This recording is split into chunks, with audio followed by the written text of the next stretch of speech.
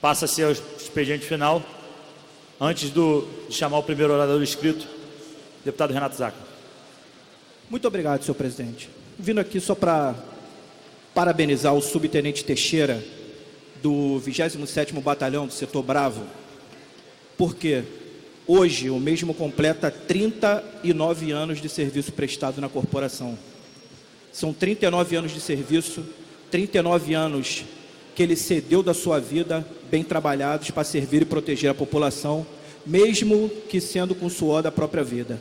Então, eu estou deixando aqui os meus parabéns, parabenizar o subtenente, porque trabalhar 39 anos dentro de uma corporação como a Polícia Militar, que tem vários problemas, é um guerreiro, de se parabenizar, é uma pessoa que a gente tem que parabenizar muitas e muitas vezes mesmo, porque o que ele fez, o feito que ele está fazendo hoje, de completar 39 anos, é digno de ser parabenizado. Então, deixo aqui meus parabéns para ele, subtenente Teixeira, do 27º Batalhão, por 39 anos de serviço prestados à corporação da Polícia Militar do Estado do Rio de Janeiro. Obrigado, presidente.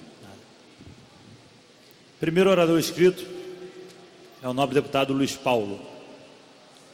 O senhor dispõe de 10 minutos de tempo regimental.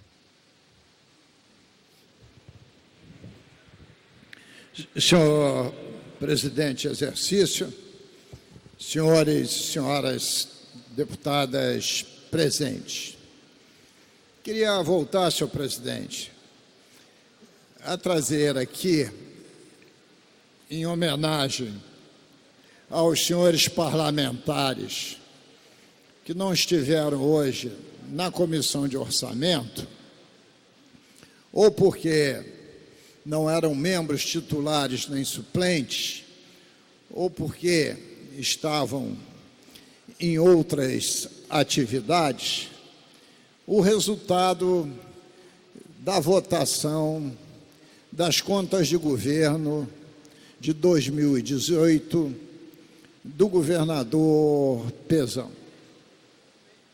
Queria primeiro registrar que o Tribunal de Contas do Estado do Rio de Janeiro fez um didático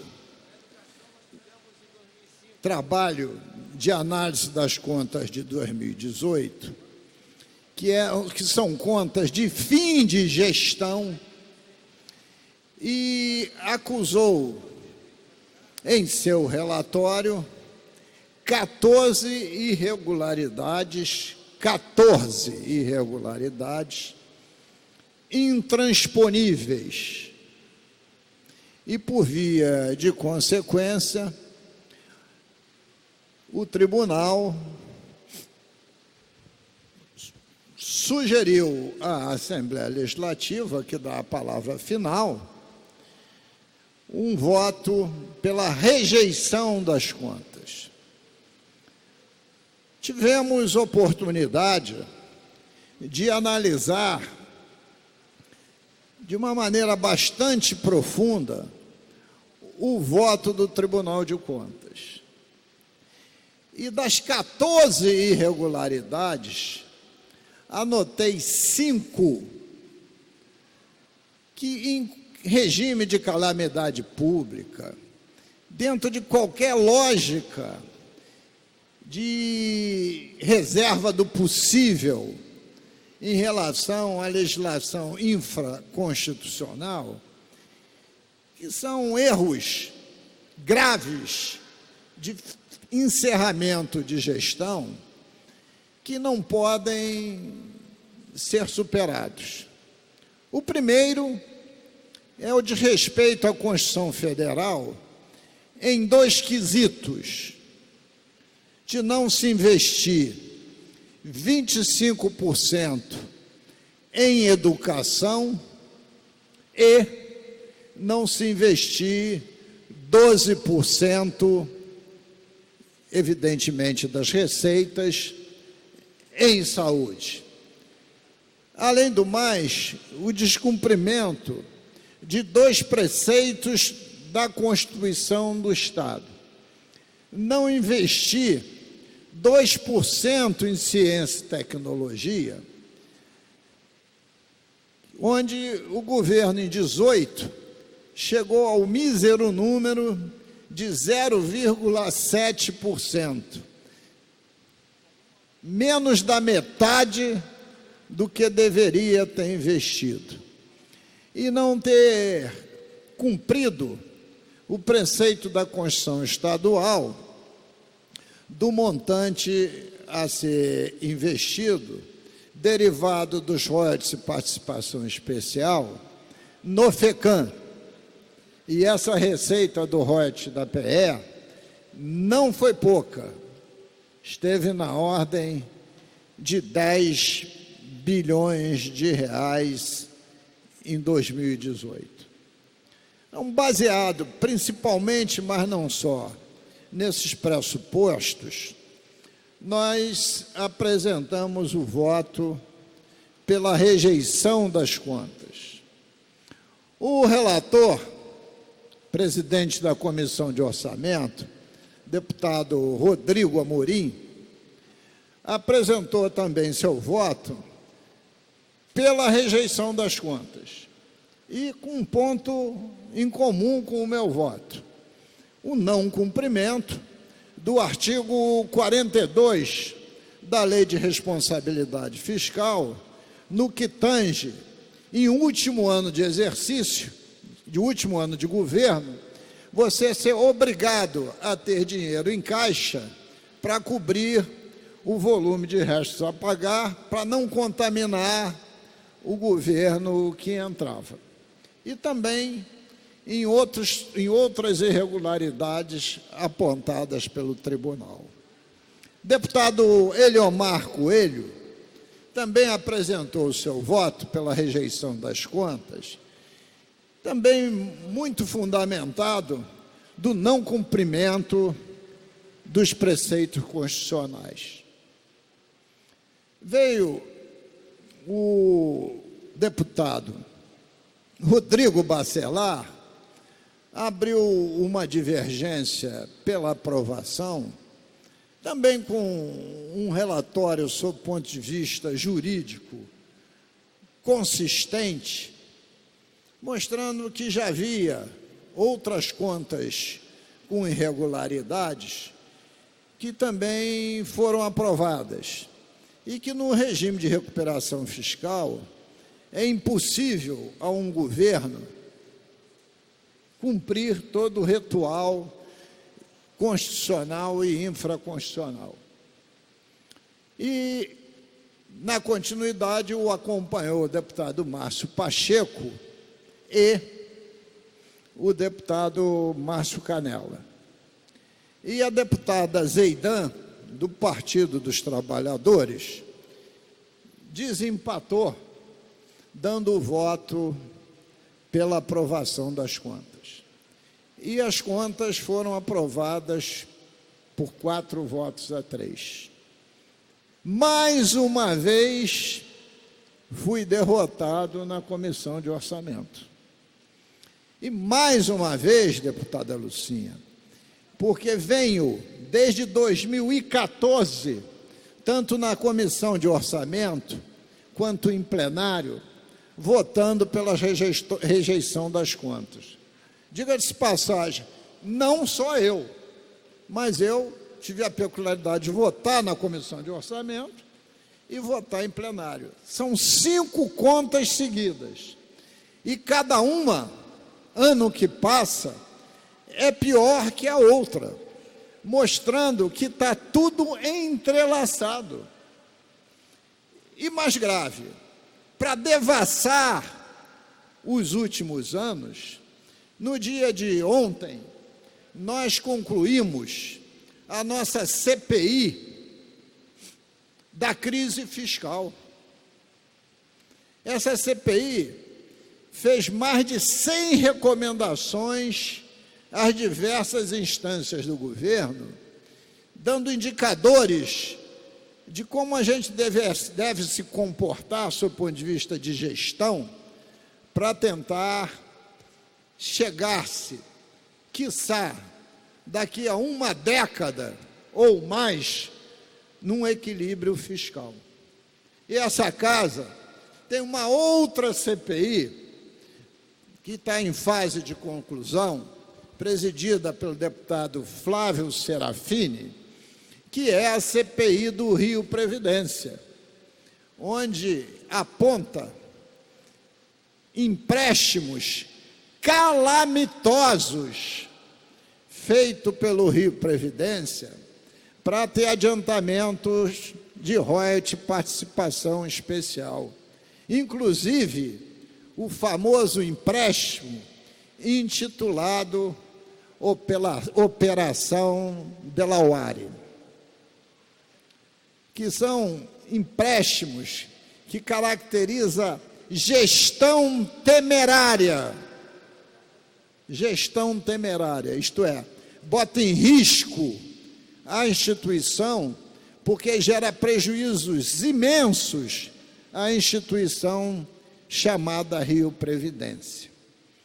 Agora, tem uma falha basilar, deputado Waldeck. Eu dizia na Comissão de Orçamento que desde o governo Floriano Faria Lima, que foi o primeiro governador da fusão, em março de 75, que possivelmente todas as contas dos mais diversos quadriênios, Faria Lima, Chagas Freitas, Brizola, Nilo Batista, Brizola, Marcelo, Moreira, sem ordem cronológica, quando chegaram no último ano de governo, tinham questões que não cumpriam o dispositivo constitucional ou dispositivo infraconstitucional. Mas, nesses últimos anos, e isso não aconteceu nos outros governos, jamais teve governos tão contaminados por processo de corrupção que prejudicou profundamente o desenvolvimento do nosso Estado e o equilíbrio das contas públicas. Então, senhor presidente, essas contas virão a plenário. Aliás, Vossa Excelência estava na Comissão de Orçamento e assistiu. Elas virão a plenário. Pelo que eu vi hoje, possivelmente o governo vai constituir maioria para aprová-las. Mas isso é um erro político do governador em exercício irrecuperável. Por quê? Parece que o governador quer gerar jurisprudência, entre aspas, para que seja aprovada as contas do mesmo, isto é, as contas de 2019, no ano de 2020. Mas esse é um erro político imenso, porque seria muito mais fácil para ele, lá em 2020, deputado Márcio Pacheco, apresentar uma outra justificativa. As contas que eu herdei do governo anterior eram tão ruins que foram rejeitadas, sob ponto de vista técnico, pelo Tribunal de Contas e, sob ponto de vista técnico-político, pela Assembleia Legislativa. E eu, o novo governador, no primeiro ano de meu governo, teria feito um esforço hercúleo para melhorá-la, no sentido de diminuir o endividamento, no sentido de diminuir os restos a pagar, no sentido de ter pago as folhas do funcionalismo nas datas previstas, de ter melhorado a arrecadação. Não consegui chegar ainda ao equilíbrio, mas avancei. E não se comprometer pessoalmente para aprovar contas que tenho certeza que até o deputado Alexandre Freitas do Novo votará contrário. Será a primeira vez que votaremos da mesma forma, né? Então, eu queria chamar a atenção desse grave erro político que o atual governo está cometendo, de levar a sua base a se solidarizar com contas, deputada Lucinha, que estão contaminadas definitivamente. Hoje, deputado Waldec, eu apresentei no meu voto um levantamento das 5 últimas contas que votei pela rejeição, de 14 a 18. E olha só os números. Em educação e saúde, se eu pegar as faturas liquidadas e comparar com as faturas pagas, né, a diferença, que é o não pago, que entra, por via de consequência, nos restos a pagar, em saúde, montou em 16 bilhões de reais, em educação, 12 bilhões de reais. Na soma das duas políticas públicas mais importantes, o não pago montou em 28 bilhões de reais. Que tratamento é esse que se dá às políticas públicas de saúde e educação? O que representa esse número? É aquilo que você, na realidade, deixou de investir, ou que, na realidade, fez um investimento fictício. Se você pegar, no ano de 18, 6,5 de investimento em saúde, tinha que investir 12, e retirar aquilo que não foi pago, os restos a pagar, você investiu algo em torno de 1,5%. Então, isto não é admissível. Tanto é que o próprio tribunal definiu que daqui para frente os restos a pagar não poderão ser contabilizados como despesas mínimas em saúde e educação, a não ser que você tenha dinheiro em caixa para pagar. E isso, dinheiro em caixa, o governo não tem. Não estou chamando a atenção, porque não é uma simples contabilidade, né? No terreno objetivo, é a ausência de prestação de serviço à população nos dois quesitos mais importantes que tem, saúde e educação. E aí eu me pergunto, como você pode se intitular um social-democrata? Como você pode se intitular um político de centro-esquerda se não dá a devida atenção aos investimentos em saúde e educação? Você pode se intitular tudo, menos esses rótulos.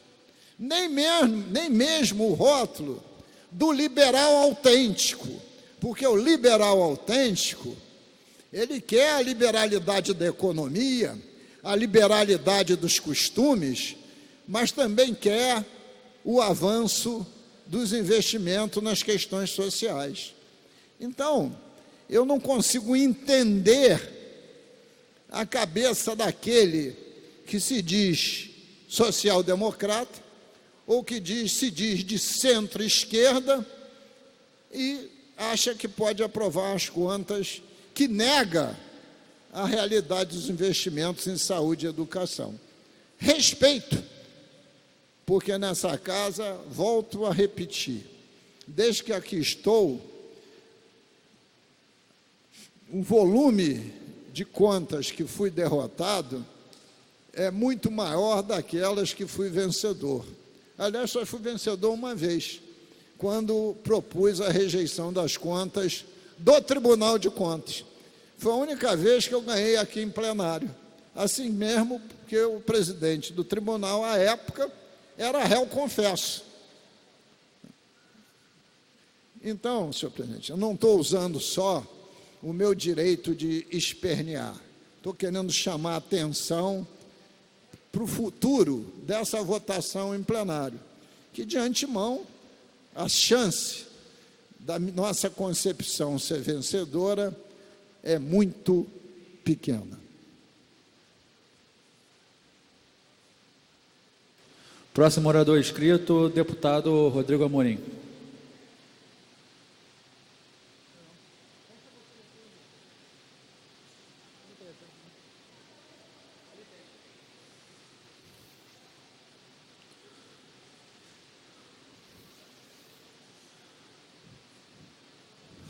O senhor tem 10 minutos. É o colegimental.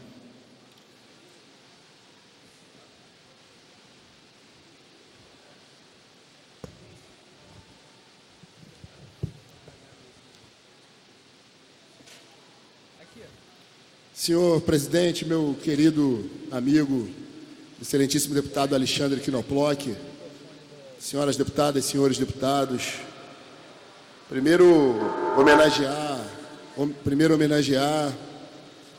um gesto que fizemos agora na escadaria da Assembleia Legislativa relacionado ao Outubro Rosa, um tema de suma importância que visa sobre a saúde da mulher, aos direitos da mulher.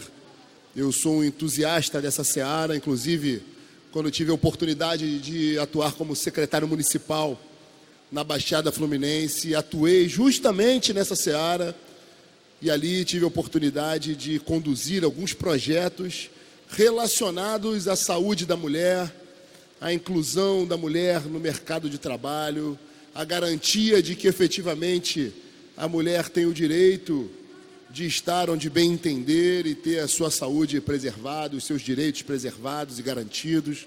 Então, como um entusiasta da pauta, fico muito satisfeito de hoje estar trajando uma gravata rosa e ter participado da fotografia aqui nessa casa, diante de um tema tão importante, ressaltando e mandando meu afetuoso abraço à cidade de Nilópolis, onde tive no sábado, por ocasião do anúncio de obras do governo do estado na área de saúde, mais especificamente na UPA do Cabuís e na retomada das obras do Hospital JK, que sempre foi uma bandeira minha, inclusive um compromisso meu por ocasião da campanha eleitoral, e que tenho tentado atender não só a cidade de Nilópolis, mas todo o estado e principalmente a Baixada Fluminense, onde fui honrado com 25 mil dos 140 mil votos, 666 votos que tive na última eleição. Então, naquela cidade também, eu instituí a Casa da Mulher Nilopolitana e é um capítulo que muito me honra da minha história como gestor público. Senhor presidente, hoje não poderia me furtar de subir a essa tribuna para narrar o que ocorreu na comissão de orçamento dessa casa. Eu tenho a honra de presidir essa comissão, a confiança dos demais colegas em presidir uma comissão de suma importância para o andamento dos trabalhos legislativos, assim como outras comissões igualmente relevantes, a CCJ, por exemplo, e outras comissões mais. Um desafio, deputada Lucinha, eu diria, de compromisso com o Rio de Janeiro. É dever desse parlamento, por conta de uma imposição, através da tripartição dos poderes, no princípio de Montesquieu, da autofiscalização, de um controle de um poder perante outro, e nós, do Poder Legislativo, temos a missão precípua de fiscalizar os atos do Poder Executivo, sobretudo no que tange a questão financeira e orçamentária. Então, cumprindo essa missão, assim como tenho reiteradas vezes, deputado Alexandre Knoploch, sei que Vossa Excelência, ao meu lado, é um dos deputados de maior participação e protagonismo no embate ideológico que se faz no plenário dessa casa.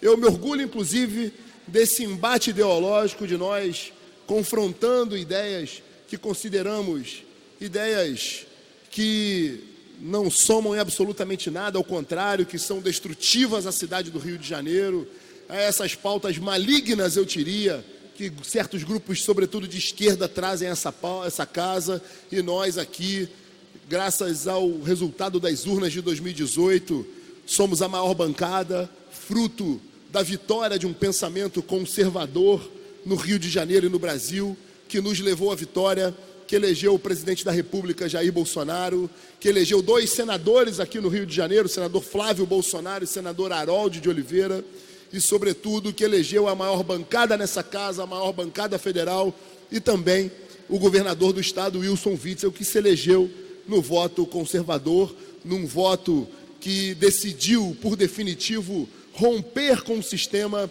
corrupto, decidiu romper com a roubalheira, com a incompetência que levou ao Rio de Janeiro numa situação tão drástica que levou com um rombo de mais de 13 bilhões e meio de reais.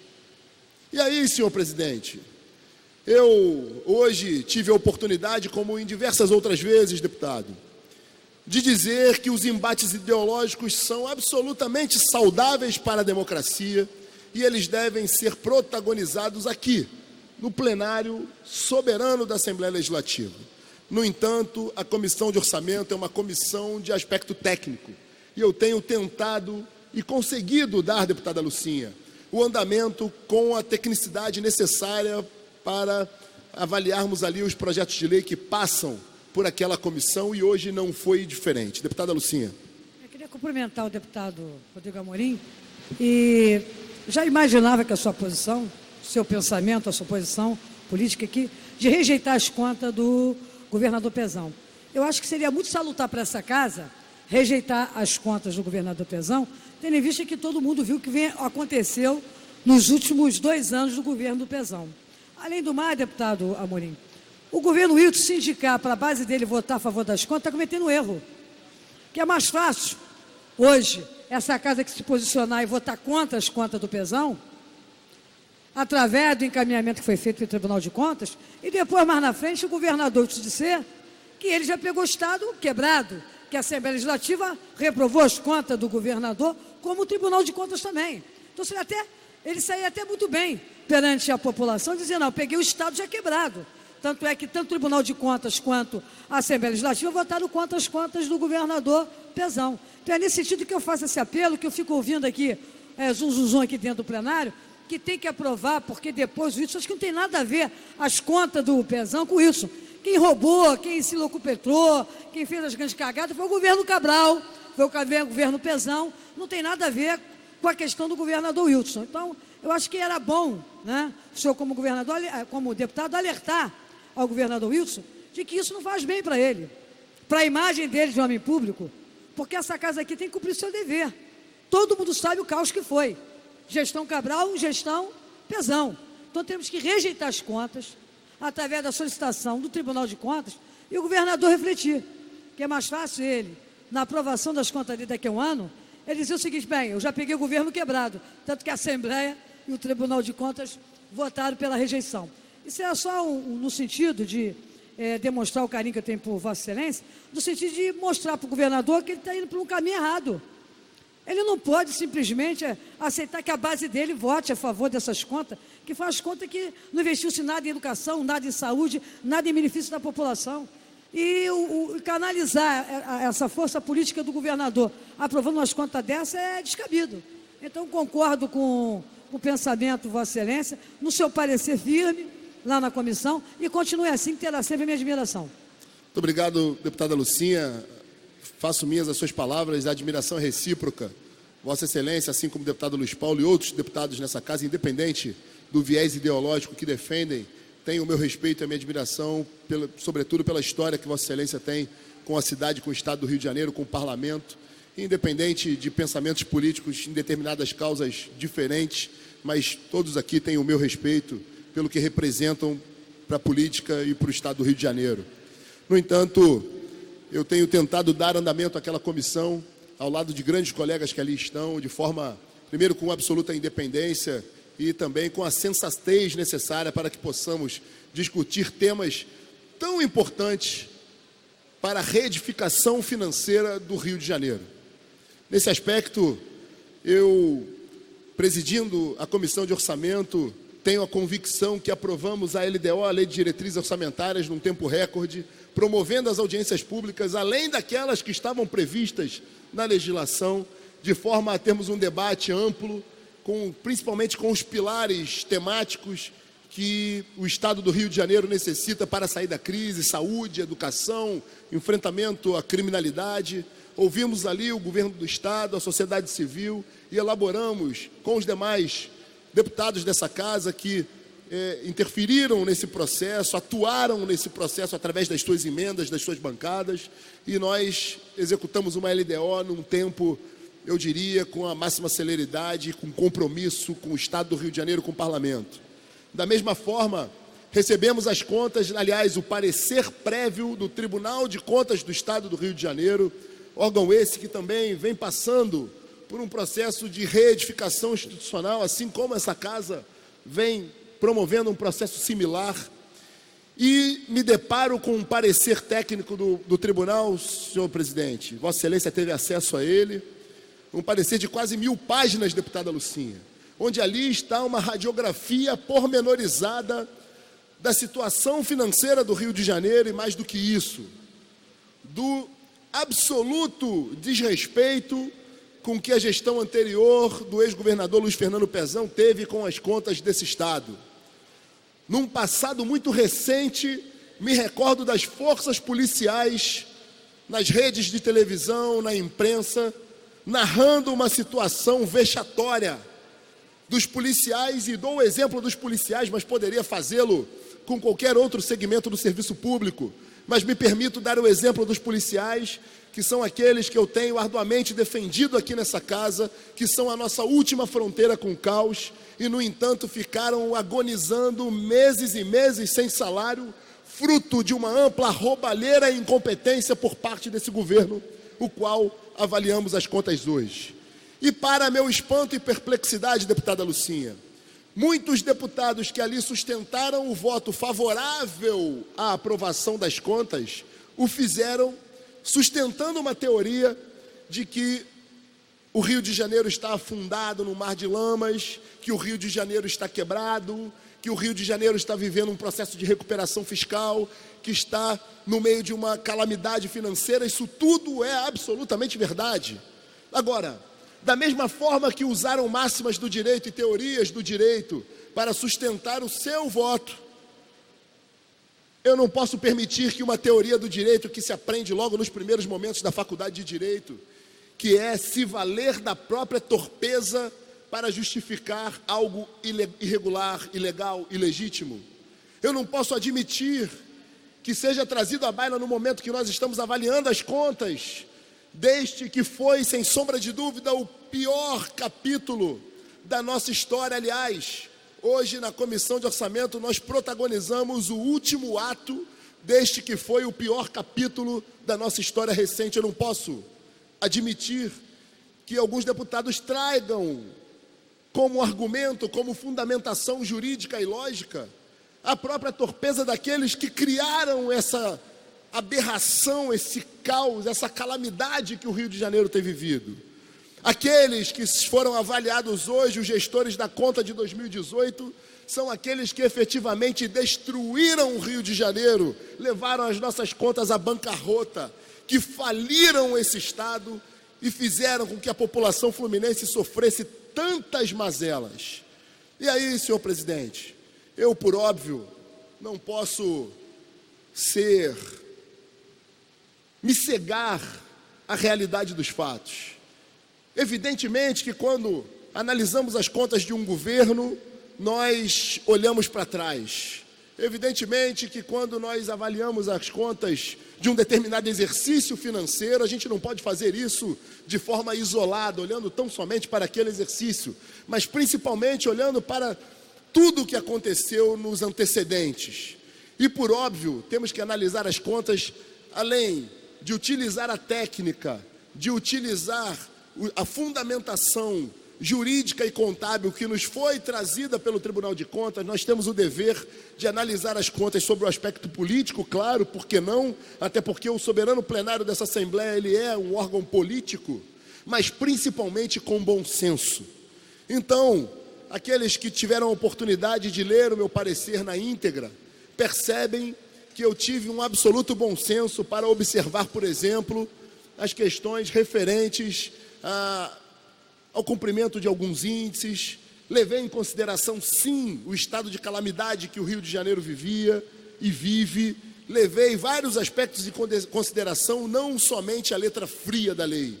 No entanto, eu não posso me furtar, senhor presidente, para concluir, de citar, por exemplo, mais de 1,5 bilhão, deputada Lucinha, de pedaladas que foram realizadas pelo ex-governador. Eu não posso deixar de citar que os municípios fluminenses, que tanto defendemos aqui nesse plenário, sofreram um calote de mais de 42 milhões de reais. E para municípios de pequeno orçamento, esse repasse significaria e significa 5%, 10% do seu orçamento total, o que faz com que municípios como Cachoeira de Macacu, por exemplo, nesse exato momento, que faz com que as crianças daquele município estejam sem aula, talvez esses repasses que foram fruto de um calote do governo, o qual analisamos as contas, se tivesse efetivamente chegado a esses recursos, aquelas crianças não estariam sem aula. Alguns serviços importantes, como serviços de saúde, não seriam interrompidos ou tão mal servidos. Então eu não posso me cegar e ser infiel, não só com os 140.666 eleitores que me elegeram, mas sobretudo com toda a integralidade da população fluminense.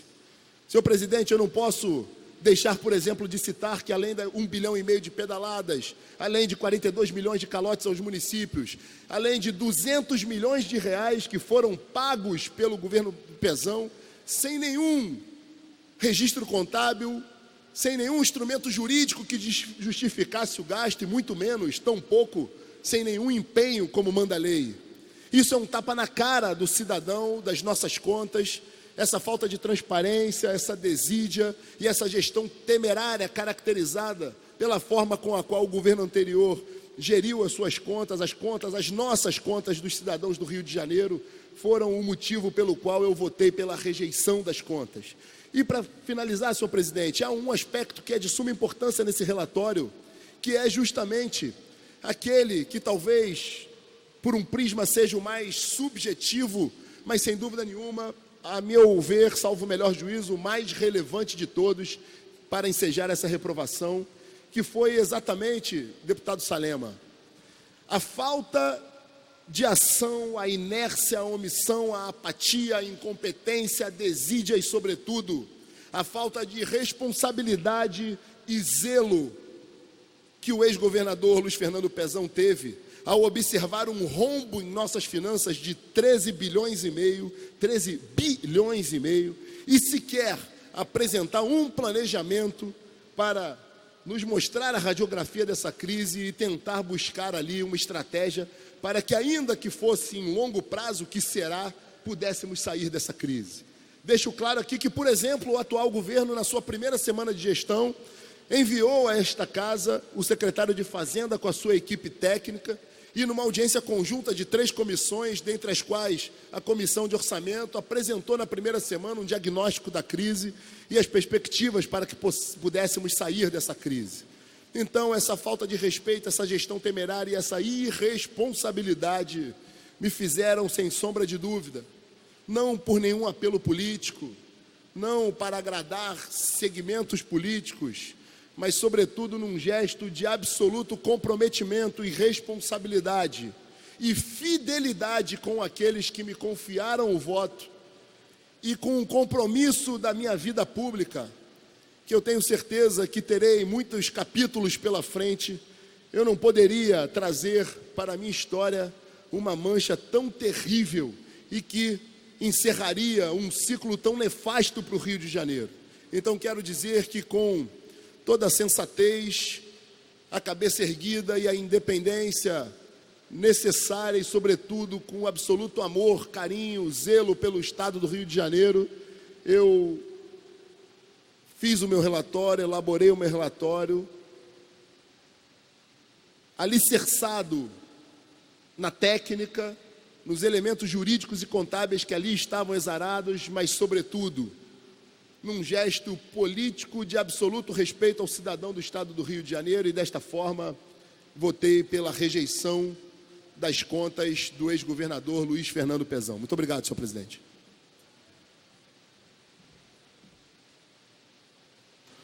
Obrigado, deputado Rodrigo Amorim. Próximo orador inscrito é o deputado Chico Machado. Deputado Chico Machado não se encontra. O próximo orador inscrito é o deputado Samuel Malafaia. O deputado Samuel Malafaia não se encontra. O próximo orador inscrito é o deputado Flávio Serafini.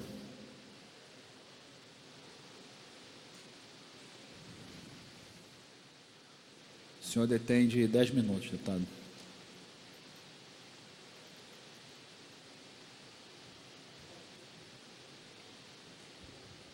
Boa tarde a todas e todos, boa tarde especialmente a quem nos assiste pela TV Alerj. Hoje o que me faz subir essa tribuna é falar de uma vitória importante, fruto da nossa luta na frente parlamentar em defesa da saúde mental e da luta antimanicomial no estado do Rio de Janeiro. O Brasil, assim como muitos países do mundo, já viveu páginas trágicas de desrespeito aos direitos humanos das pessoas com diferentes tipos de sofrimento e transtornos mentais. Vivemos períodos, e ainda hoje, a gente não conseguiu acabar completamente com essa chaga, em que dezenas de milhares, centenas de milhares de pessoas, pelo Brasil inteiro, sofriam, passando anos, décadas, muitas vezes as suas vidas inteiras, trancadas em manicômios, por não terem uma saúde mental plena, por serem estigmatizadas, por terem seu direito à vida desrespeitado pelo fato de terem alguns transtornos mentais.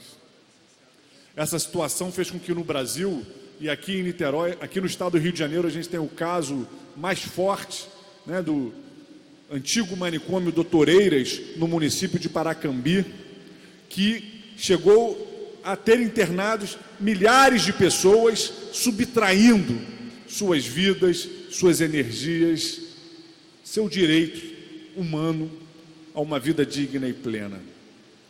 Desde 2001, que a gente tem no Brasil conseguido dar fim progressivo aos manicômios através da política da reforma psiquiátrica. Infelizmente, essa política ainda é uma política incompleta. Primeiro, porque ainda existem muitos manicômios. E no Brasil inteiro, a gente ainda tem milhares de pessoas que continuam passando as suas vidas internadas dentro de instituições psiquiátricas. Algumas chegaram nessas instituições crianças e hoje já são idosas, sem nunca ter conseguido ter uma vida social fora dos muros das instituições manicomiais. Mas, por outro lado, nesses últimos 18 anos, conseguimos sim fechar muitos manicômios. Conseguimos sim garantir com que muitas pessoas voltassem a viver com as suas famílias, sendo amparadas pelo Estado e por políticas públicas de atenção psicossocial. Especialmente nos últimos 8 anos, conseguimos avançar na consolidação da RAPS, da Rede de Atenção Psicossocial, para que a gente tenha nos diferentes municípios, nos diferentes territórios, dispositivos de saúde, dispositivos de atenção psicossocial, para que as pessoas com transtornos, com sofrimento mental, pudessem ter acompanhamento multidisciplinar perto das suas casas, perto das suas famílias, perto dos seus locais de estudo e de trabalho, tendo atendimento e conseguindo levar as suas vidas o máximo possível integradas à sociedade, estudando, trabalhando, convivendo com as suas famílias, convivendo com seus amigos e tendo seu direito a uma vida plena sendo respeitados. Essa é uma batalha incompleta, porque na maioria dos municípios ainda temos menos CAPs do que os necessários, menos CAPs do que previsto na legislação que estabeleceu a rede de atenção psicossocial. E nos últimos anos, a gente tem assistido a um movimento preocupante, que é de enfraquecimento dos princípios da RAPS e fortalecimento de iniciativas que vão no sentido de voltar com a lógica da hospitalização, da internação, como, por exemplo, é o caso das comunidades religiosas que fazem internação forçada de pessoas com problemas relacionados ao uso abusivo de álcool e outras drogas. Isso nos preocupa, porque volta ao paradigma da internação, volta ao paradigma de que para tratar de problemas de saúde mental, você tem que segregar, tem que tirar de perto da família, tem que tirar do convívio com a sociedade. Esse foi um dos princípios dos manicômios, que tem voltado com força nos últimos anos, especialmente desde o governo Temer, que tem tentado desmontar os princípios da RAPS, e isso se aprofundou agora durante o governo de Jair Bolsonaro. A gente tem aqui no estado do Rio de Janeiro, em conjunto com diversos movimentos, associação de usuários, associação de profissionais da saúde mental, frente pró-reforma psiquiátrica, movimento de luta antimanicomial, construído uma agenda para acabar com os manicômios no estado do Rio de Janeiro e garantir a implementação dos princípios da reforma psiquiátrica.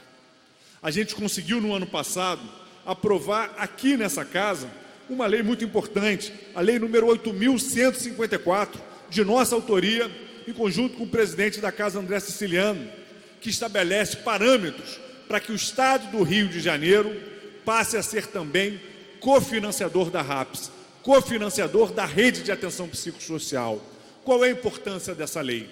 A gente quer que o Estado saia de uma situação de passividade, onde ele só gerencia e acompanha o papel que os municípios desempenham na construção da RAPS, e que o Estado passe a ter um papel proativo, financiando, qualificando, estimulando que os municípios abram mais dispositivos, mais centros de atenção psicossocial, para que as pessoas com sofrimento mental tenham referência nos diferentes territórios, mais residências terapêuticas, para que a gente feche os manicômios e as pessoas que estão com as suas vidas há décadas institucionalizadas num estabelecimento psiquiátrico possam ter uma residência assistida, tendo seus direitos plenamente garantidos. A gente, no ano passado, em primeiro, aprovou a lei, que foi boa parte dela vetada pelo ex-governador Luiz Fernando Pezão. A gente derrubou os vetos de Pezão e conseguiu estabelecer parâmetros para o financiamento da RAPS no estado do Rio de Janeiro. Depois, a gente conseguiu incorporar uma emenda ao Fundo Estadual de Combate à Pobreza, garantindo que o estado do Rio de Janeiro se tornasse, de fato, cofinanciador da RAPS. Essa foi uma luta difícil, mas uma vez que a gente vinculou o orçamento, esse ano a gente começa o ano cobrando do governo que se iniciava. Tem que cumprir a lei, tem que respeitar a lei 8.154 e tem que respeitar a lei do Fundo Estadual de Combate à Pobreza, destinando recursos para o cofinanciamento da RAPS. Dialogamos muito com a Gerência de Saúde Mental, durante muito tempo coordenada pela Rosemary, dialogamos muito com a Superintendência de Saúde Mental, da Karen, estabelecemos também um diálogo importante com o secretário de Saúde, o professor Edmar, e temos lutado para que essas políticas de fortalecimento da rede de atenção psicossocial, de superação da lógica dos manicômios no estado do Rio de Janeiro, seja colocado em prática. E na semana passada, a gente ficou muito feliz quando vimos e acompanhamos no Diário Oficial a publicação do programa de cofinanciamento e qualificação da RAPS no âmbito do estado do Rio de Janeiro.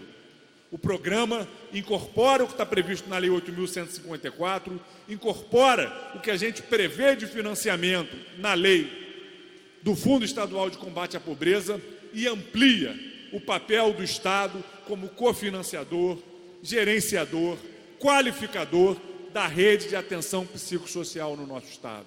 É fundamental agora que no estado do Rio de Janeiro inteiro a gente cobre dos municípios, dos secretários municipais de saúde, que investam em saúde mental. O estado do Rio de Janeiro vai passar a contribuir, através desse programa, com cerca de 40 milhões de reais, para que os municípios abram novos CAPs, abram novas residências terapêuticas, qualifiquem leitos psiquiátricos de hospitais gerais para dar atendimento à crise, transformem CAPs em CAPs 3, CAPS-A10 em CAPS-AD3, para que a gente consiga garantir de fato o tratamento territorializado no estado do Rio de Janeiro, para que a gente tenha atenção psicossocial e que a gente consiga combater a lógica manicomial que tem crescido no governo federal, aqui no estado do Rio de Janeiro também, através dessas perspectivas das comunidades religiosas que recolocam a internação e da pressão das instituições psiquiátricas que não aceitam perder o seu mercado que explorava a loucura. A gente reafirma a necessidade de respeitar os direitos humanos dos usuários. A gente reafirma a importância desses atores que têm lutado pelo fim dos manicômios no estado do Rio de Janeiro. A gente parabeniza todos e todas que estiveram à frente da construção desse programa de cofinanciamento da rede de atenção psicossocial no estado do Rio de Janeiro. A gente reafirma que os usuários da saúde mental têm que ter os seus direitos plenamente respeitados. São seres humanos que têm que ter o conjunto de direitos que todos têm, independente de terem transtornos mentais ou não. Têm que ser respeitados, têm que ser queridos, têm que ser acolhidos, têm que ser tratados. Hoje, a luta antimanicomial avança no estado do Rio de Janeiro com o fortalecimento da RAPS. A gente reafirma mais uma vez a nossa defesa do SUS e da reforma psiquiátrica. A gente reafirma mais uma vez que saúde não se vende e loucura não se prende, se trata. Parabéns a todos e todas, porque avança a luta antimanicomial no estado do Rio de Janeiro.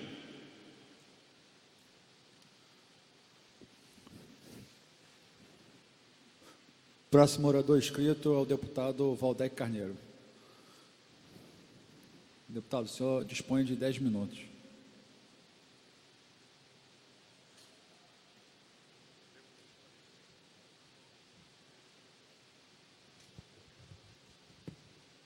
Senhor presidente, deputado Alexandre Knoploch, deputados ainda presentes, Rodrigo Amorim e Flávio Serafini, cidadãos e cidadãs que nos assistem pela TV Alerj, nos seguem pelas redes sociais, imprensa, trabalhadoras e trabalhadores desta casa. Assumo a tribuna nesse expediente final para fazer também, assim como alguns oradores que me antecederam, o debate sobre as contas do governo Pezão referentes ao ano de 2018, último ano de seu trágico quadriênio como governador do estado. Quero fazer esse debate atendo-me o máximo possível a dados objetivos que constam no parecer exarado pelo Tribunal de Contas do Estado do Rio de Janeiro e que recomendou por unanimidade a esta casa a rejeição dessas contas de 2018. Quero, sobretudo, enfatizar contradições entre discursos e práticas, entre discursos e votos, respeitando, por óbvio, a decisão daqueles e daquelas que entendem que devem aprovar essas contas, e faremos ainda o debate quando essa matéria estiver em plenário, mas eu quero explorar aqui, presidente Alexandre Knoploch, algumas contradições que podem nos ajudar a entender melhor o que está em jogo. Se não, vejamos. Todos sabemos que o ente estadual precisa cumprir um mínimo constitucional de 12% no que tange às despesas com saúde. Pois bem, o governo do estado do Rio de Janeiro executou, segundo o relatório do Tribunal de Contas, pouco mais da metade desse percentual que é o mínimo constitucional, a saber, 6,56%. E isto incluindo as despesas apenas empenhadas, ou no máximo liquidadas, porém não efetivamente pagas. O que quer dizer que, de verdade, ali, de forma tangível, com dinheiro saindo dos cofres do Estado para pagar a despesa de saúde, talvez esse percentual seja, talvez não, certamente esse percentual é muito menor. 2%, 3%? Não se sabe, porque até o presente momento, e isto vai mudar a partir do exercício de 2020, só valerão para efeito do cumprimento dos mínimos constitucionais as despesas efetivamente pagas. E aí exploro o que me parece ser a primeira contradição. Não adianta fazer discurso, publicar artigo de opinião, participar de reuniões e defender, por exemplo, o PCCS da saúde e vir aqui aprovar as contas de um governo que só investiu a metade do que deveria ter investido em saúde. O que quer dizer que se tivesse investido os 12%, talvez o PCCS da saúde já estivesse em curso. Então, eu quero explorar essa primeira contradição, porque é fácil. Tem um movimento social, enche as galerias, faz uma reunião, faz uma audiência pública, vai lá um deputado, vai lá uma deputada, faz o seu discurso, fica bem na foto, e na hora de votar, será que faz uma associação entre o que significa décadas de luta dos servidores da Secretaria de Estado de Saúde e do IASERJ, lutando por um plano de cargos, e não ter esse plano de cargos, entre outras razões, porque o governo do Estado não executou, ou melhor, executou no máximo a metade do ponto de vista formal, quem sabe executou um quarto do mínimo constitucional. Portanto, não me venha defender PCCS da saúde e aprovar as contas de pesão de 2018 com essa grave impropriedade em relação ao mínimo constitucional. Outro aspecto, gastou menos de 25% do mínimo, que é o mínimo constitucional para a educação. E, de novo, isso levando em conta as despesas apenas empenhadas ou no máximo liquidadas, porque se levar em conta as despesas efetivamente pagas, talvez o percentual não seja de 24,8%, talvez seja de 22%, talvez seja de 21%. De novo, quero aqui explorar as contradições. Não me venha defender a pauta do Sindicato Estadual dos Profissionais da Educação, não me venha defender a tese de que é preciso criticar o que aconteceu em relação à ausência de cerca de 20 mil vagas na rede estadual de educação, conforme anunciado pelo governo logo no início do ano, e ao mesmo tempo votar nas contas do governo Pezão, que não investiu o mínimo constitucional em educação. Não dá para fazer as duas coisas, é isso que eu quero dizer. Ou bem o deputado ou a deputada se alinha com essas contas e para de fazer proselitismo, para de fazer demagogia, ou faz o enfrentamento claro. Não tinha 20 mil vagas, ou melhor, havia 20 mil vagas faltantes na rede estadual de educação, entre outras razões, porque não se executou o mínimo constitucional da educação no ano de 2018 e também nos anos anteriores. Vamos a outro aspecto.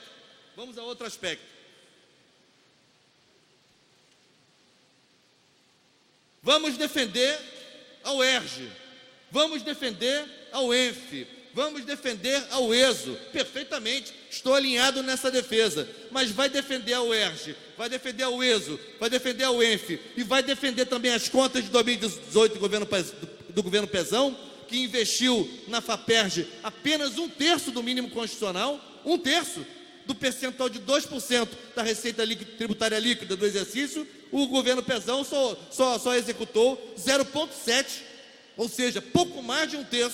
Como é que vai ser esse discurso? Deputada vai para a UERJ fazer discurso, vai para a UESO fazer audiência pública, vai para a UENF fazer debate, defendendo a universidade, criticando o abandono da universidade pelo governo Pezão, das universidades estaduais, e vai votar as contas do Pezão referentes a 2018, mesmo o governo Pezão tendo colocado o investimento de 1/3 do que deveria ter investido na área de ciência e tecnologia. Como é que vai ser isso? Que discurso vai fazer?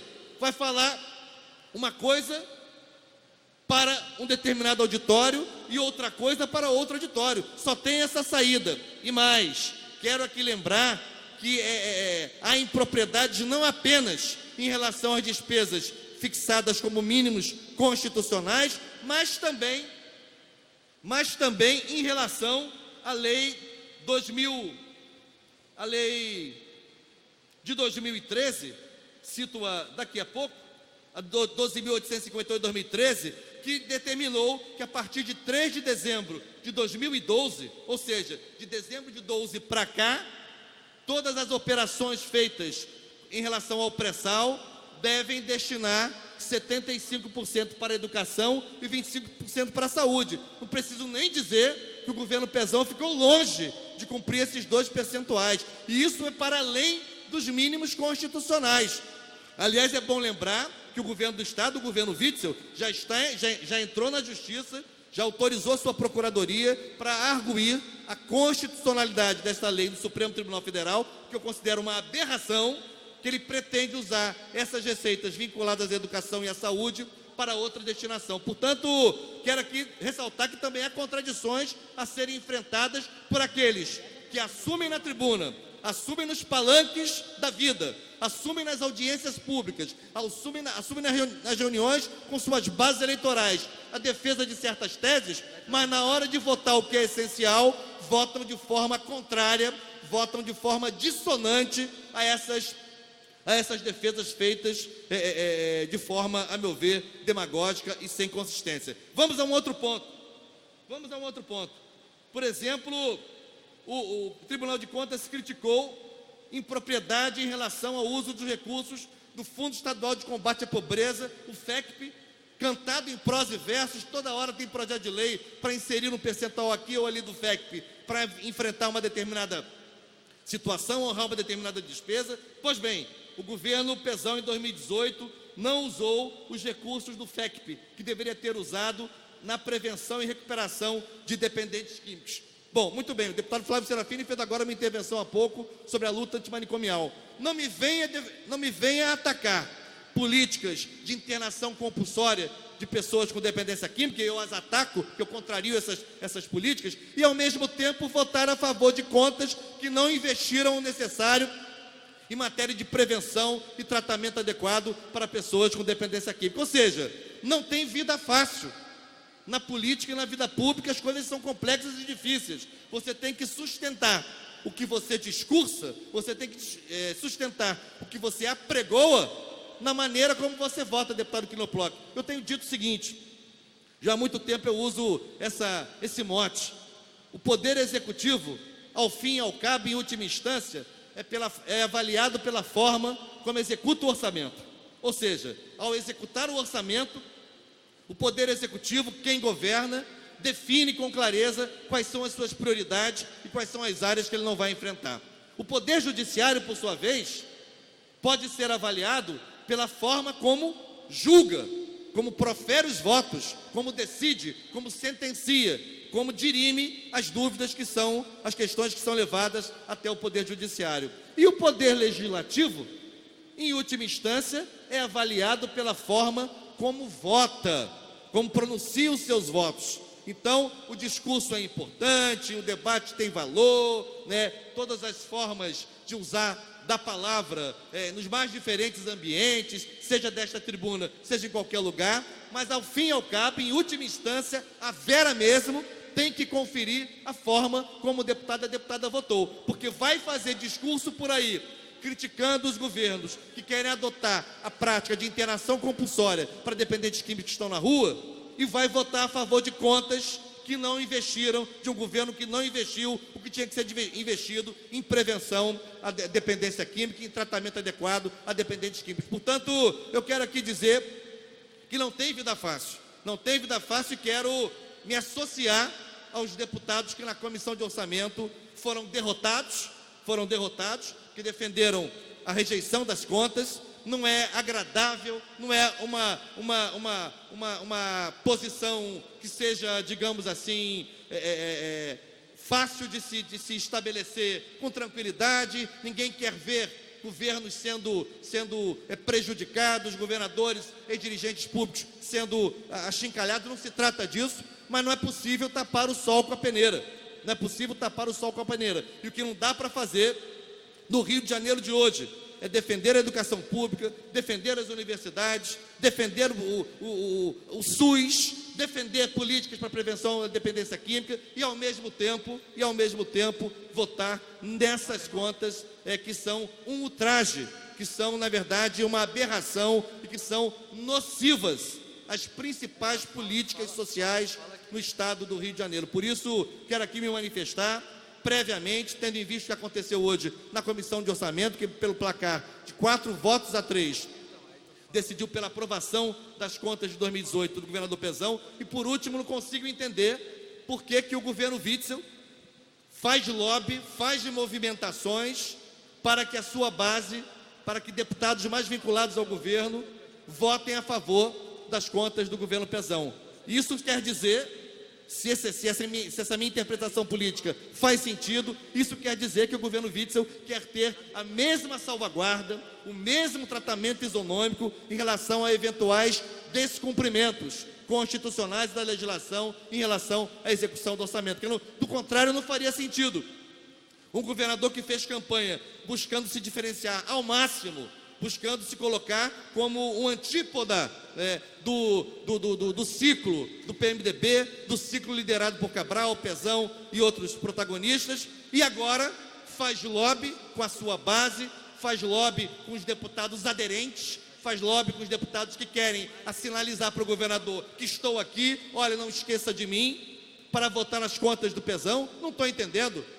A única razão é querer também um cheque em branco desses mesmos deputados e deputadas para quando vierem as suas primeiras contas, vale dizer as contas de 2019, ter também o benefício deste tratamento que apaga o que os números dizem, não só o que os números dizem, o que a vida das pessoas diz no dia a dia, que sofreram professores, sofreram estudantes, sofreram usuários do Sistema Único de Saúde no Rio de Janeiro, sofreram dependentes químicos, sofreram pesquisadores, sofreram bolsistas, enfim.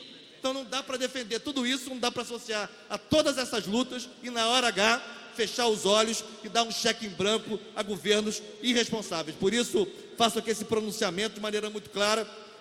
Essa é a posição de um deputado do Partido dos Trabalhadores que tem absoluta identidade e alinhamento com as políticas sociais e com a necessidade de que os governos cumpram, no mínimo, e aí você é redundante, no mínimo que é estabelecido como despesa constitucionalmente, como piso de despesas, que é o mínimo constitucional, no mínimo os governos têm que assumir esse compromisso. E olha que o governo Bolsonaro, e aí concluo, já quer propor, no contexto da reforma tributária, que vai ser discutida em breve, já começou a ser discutida, a verdade, no Congresso Nacional, quer propor a desvinculação de receitas, ou seja, quer propor a supressão dos mínimos constitucionais. Olha que descalabro vai ser se uma tese dessa passar. Se com os mínimos constitucionais fixados na Carta Magna já é difícil assim, assegurar o seu cumprimento, imagine como é que vai ser se não houver receita vinculada à educação, se não houver receita vinculada ao tripé da Seguridade Social, se não houver receita vinculada à ciência e tecnologia. Vai ser absolutamente um disparate na gestão pública em relação a essas áreas. Por isso, faço aqui esse pronunciamento e encerro, já tendo ultrapassado o meu tempo regimental. Agradeço, presidente. Obrigado, deputado Valdec. Próximo oradora inscrita, deputada Renata Souza. Próxima oradora inscrita, deputada Marta Rocha. Não estando presente. Próximo orador inscrito, deputado Gustavo Tutuca. Também não estando presente. Antes da presidência encerrar a presente sessão, convoco os senhores deputados para a sessão ordinária do dia 2 de outubro de 2019, com a seguinte ordem do dia. Em regime de urgência, em discussão única, projeto de lei 1074/2019, de autoria do deputado Anderson Moraes e deputada Lucinha. Em tramitação ordinária, em votação em segunda discussão, redação do vencido assim emendado. Projeto de lei 1842A, 2016, de autoria do deputado Dr. Júlio Neri, enfermeira Rejane e enfermeira Lucinha. Em segunda discussão, projeto de lei 647/2015, de autoria do deputado Átila Nunes. Projeto de lei número 4252/2018, de autoria do deputado André Siciliano. Projeto de lei 4516/2018, de autoria do deputado Luiz Paulo. Projeto de lei 169/2019, de autoria do deputado Felipe Pobel. Projeto de lei 659/2019, de autoria do deputado Elbert Rezende. Em continuação da votação em primeira discussão, projeto de lei 777/2015, de autoria do deputado Zaqueu Teixeira. Em discussão única, projeto de resolução 197/2019, de autoria do deputado Valdo Ceasa. Projeto de resolução 2008-2019, de autoria do deputado Samuel Malafaia. Projeto de resolução 230/2019, de autoria do deputado Bagueira. Projeto de resolução 238/2019, de autoria do deputado Alexandre Knoploch, André Siciliano e Rodrigo Bacelar. Indicação legislativa 111/2019, de autoria do deputado Renato Zaca. Indicação legislativa 136/2019, de autoria do deputado Felipe Pobel. Requerimento 130/2019, de autoria da deputada Alana Passos. Requerimento de 139/2019, de autoria da Comissão Parlamentar de Inquérito, instituída pela Resolução 06/2019. Requerimento número 138/2019, de autoria de Comissão Especial, instituída pelo Requerimento 18/2019. Incluídos na ordem do dia, com o inciso 1 do artigo 47 do Regimento Interno, em tramitação ordinária, em primeira discussão, projeto de lei 83/2011, de autoria do deputado Samuel Malafaia e Sabino.